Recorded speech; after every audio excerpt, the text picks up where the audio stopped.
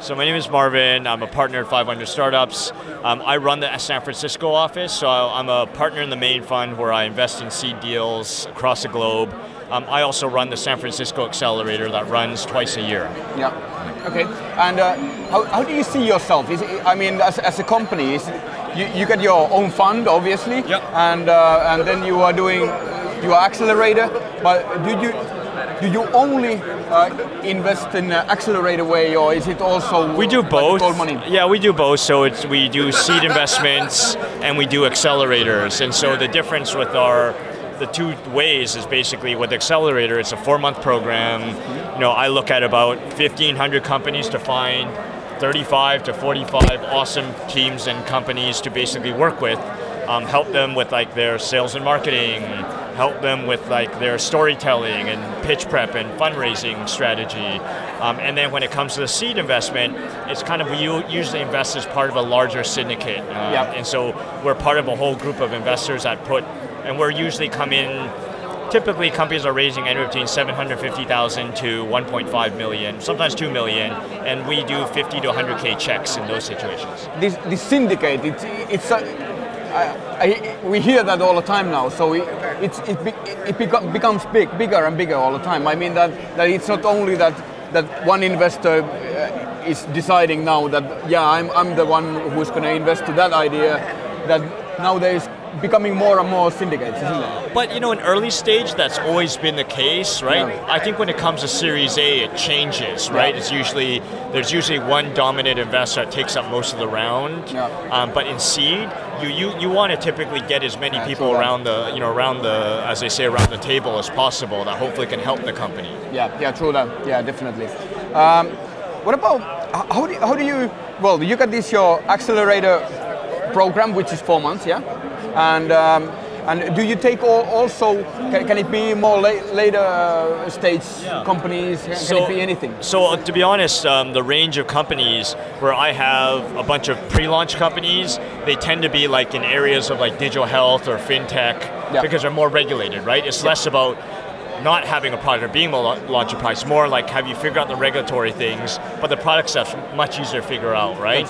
Versus like I have a lot of companies where the typical company is probably doing between $10,000 to $100,000 in monthly revenue. I've had companies doing over several $1 million before they come to the program. Mm-hmm. And the reason they do that is mainly because of the fact that they're kind of growing, they're making money, they're doing well, but they don't know how to actually grow like systematically, or they don't really know how to like think about fundraising strategy, or sort of they don't have access to sort of a network. And so that's hopefully what we provide.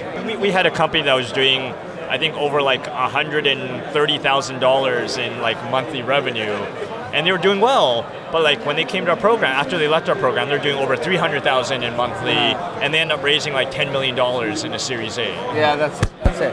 I wanted to ask you that, how do you as an accelerator and also angel investor and a VC, how do you see making mistakes? Mistakes, failure is not necessarily a bad thing if you have learned something from it and it helps you push your business further ahead, or you have some new knowledge about your product or some new information or data points about your customers, what they like, what they don't like. It isn't necessarily a bad thing. And so I think it's neutral. Like, yeah, of course you don't like them, but I think it's part of the business and you have to have a framework for how you look at them. I grew up in Canada, and so coming to Finland is just like, wow, it kind of feels like Canada, right? Yeah. Like it's a little bit socialistic, but like, lots of natural resources, and people don't naturally come, it's very middle class and life is good. No. They don't naturally go to entrepreneurism, which is just a little bit more risky, and when there's risk, there's higher payoff, but there's also higher likelihood of like failure and making mistakes, right? But my take is like, you hear this a lot in Silicon Valley, of just like, if you aren't making mistakes, like you probably aren't pushing yourself like hard enough, right? You aren't, you aren't on the edge enough. And sometimes that's actually where all the magic happens. Do you take this, when you think about it, when you think about this subject, do you also teach your in accelerator program? Do you take it there as well? I mean, one of the things we push our companies a lot is like, look, you have to push yourself, but like I said, you need to have a list of like, what are the 30 experiments you're actually going to be working on, like and testing, like maybe over the next couple of weeks, but like, what are you testing on a regular basis? Because like, your job is to learn as quickly and fast as possible, right? And do it in a way where like, running experiments that are like small little bets, because if it doesn't work out, you're not betting the company, right? Like, and so how do you do like small tests and small bets where you're learning, but if it goes wrong, it doesn't sink you.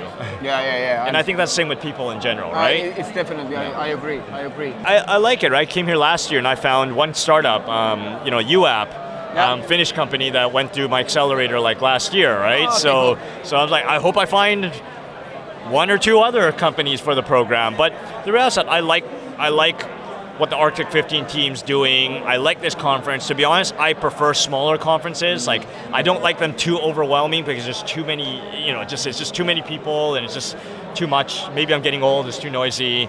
I like the smaller, more curated conferences. And I really like I really genuinely like the Arctic15 team, and I like what they're trying to do. So that's why I'm here. Just partly support the ecosystem. Plus, Finland has a really interesting startup ecosystem. So I know there are good companies here, and my job is just to sort of like plant seeds, meet people. Who knows what might come out of it?